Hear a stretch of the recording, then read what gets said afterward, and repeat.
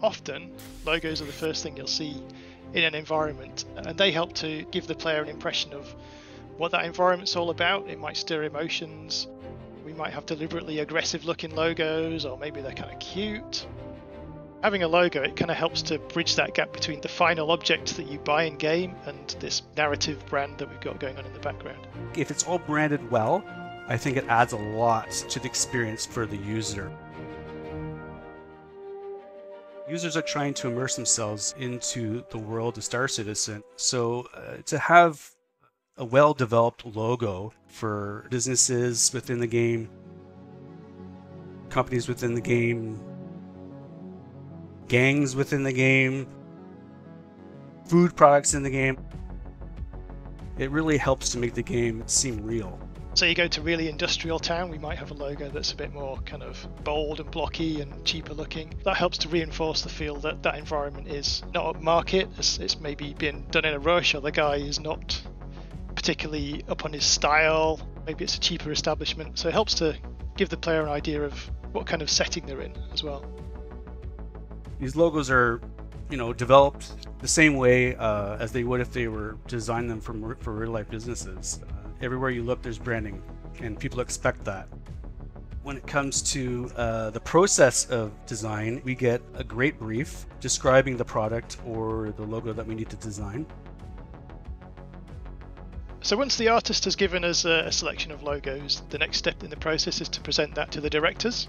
And we sit down and we think which of these logos kind of sells the idea of the brand. Does the logo tie into the description that we've got, and to the name, and also where it's going to be used in the environment? One of the logos that we're working on at the moment is Voyager Bar. This was interesting because we'd actually started building the environment before we made the logo.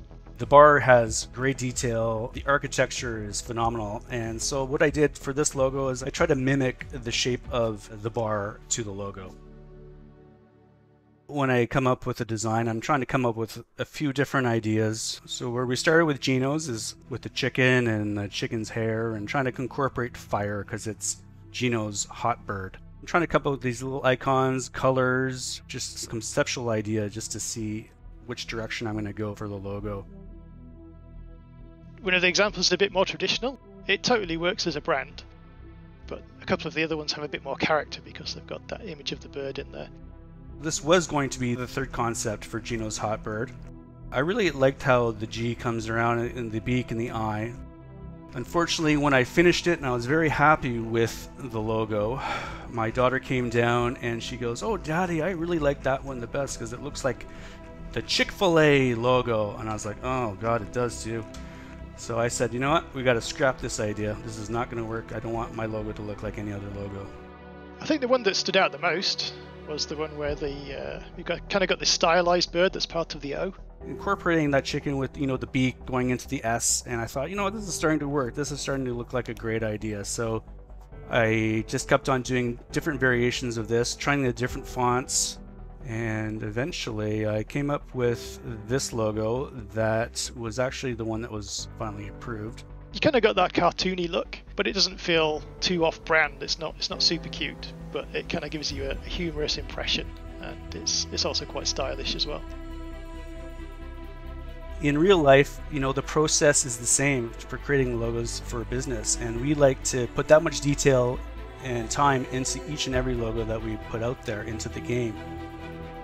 I want to make sure that my logos are just as good as the level of detail that's inside the game and give the users a great experience. It's important to get the logos right, because if you're playing the game and for example, you spot something that just feels out of place, that really breaks the immersion. That's one of the reasons why we just try and make sure everything's on point quality-wise and it fits with the world, and it just kind of keeps you immersed in the game and feeling like you're really part of that universe. Now, logos may seem like a small thing, but in the Star Citizen universe, it's often the smallest details that can add up to create a greater and more immersive experience for everyone. But maybe you're interested in the big things, the giant, space whale-sized cargo things that make their way through the universe traveling to homesteads across the system. Well, we got you covered. Here's this week's Sprint Report. We'll start things off with the Environment Art team as their work on the docking arms necessary to bring ship-to-station docking to life have moved from white box phase to gray box. Now, one of the key elements they want to maintain are more views in and more views out, including the skylights up above. And then, of course, there's testing of the docking hubs themselves, and the hows and the whens and the wheres to place them along the stations of the Stanton system. So there's enough room to fit some of our larger ships should they need to come in for any reason I'm not mentioning right now. The character art team recently completed a pass on the space whale statue that will sit at the heart of the floating commercial platform found in Orizon, future landing zone for the upcoming Crusader gas giant. Now the next step will be to integrate it into engine and then determine the proper materials, be it stone, bronze, or something else entirely. Respawning. Now if you're like me, you're going to see the respawn screen a lot. So a small sprint was spent prototyping out some new respawn screens that provide the player with a little bit of information about where they are and how they got there, and if it's a prison, a little bit about why you're there and what it might take to get you back out. It's a little thing, but like we said before, those little things tend to add up when working to improve the overall player experience. In ship and vehicle news, the EU Vehicle Feature Team has begun work on the interior lighting states for the upcoming Hercules Starlifter from Crusader Industries. Now, each area of the ship will need 3 distinct states such as emergency, auxiliary, and default operation. Now you can see here each state in a number of different areas inside the ship. And we're going to let you guess which area of the ship we're showing as we work through these. Suffice to say, the Hercules is making terrific progress, and it won't be long before this massive behemoth makes its debut in the Star Citizen universe.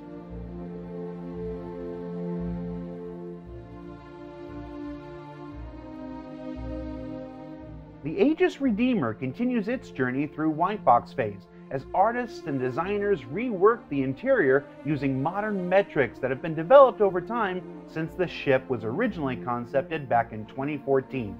Now, while they continue reworking the interior spaces, they're also working the exterior to ensure the ship maintains its iconic silhouette on the outside. Designers and artists are also roughing out the white box exterior and interior of the Nova tank from Tumbril. Now this beast is deceptively large and will look to change ground combat forever when it arrives in the Persistent universe later this year. But for now, let's enjoy this early look at current progress and dream about all the places you're going to put one where nobody expects it. That's what I'm doing. And to wrap things up this week, let's check in once again with the team working on colonialism-style homesteads. And we have some additional concepting for a variety of add-ons to be found throughout the various encampments, like these cooling stations for enormous server racks, power plants with varying arrays of subcomponents like antenna, piping, displays, ladders, and more,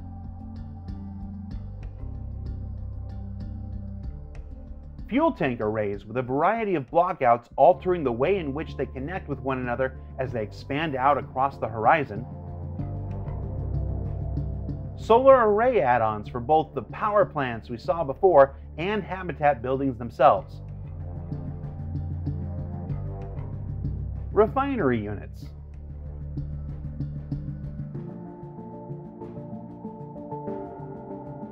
and finally potential blockouts for combining many of those aspects into outdoor storage yards that will form the basis for a wide variety of NPC and player experiences in the future.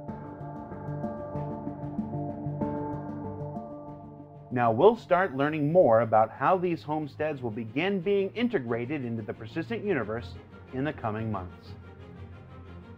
So what did we learn this week? Well, we learned that in Star Citizen, the smallest details often get the same level of attention as the bigger ones.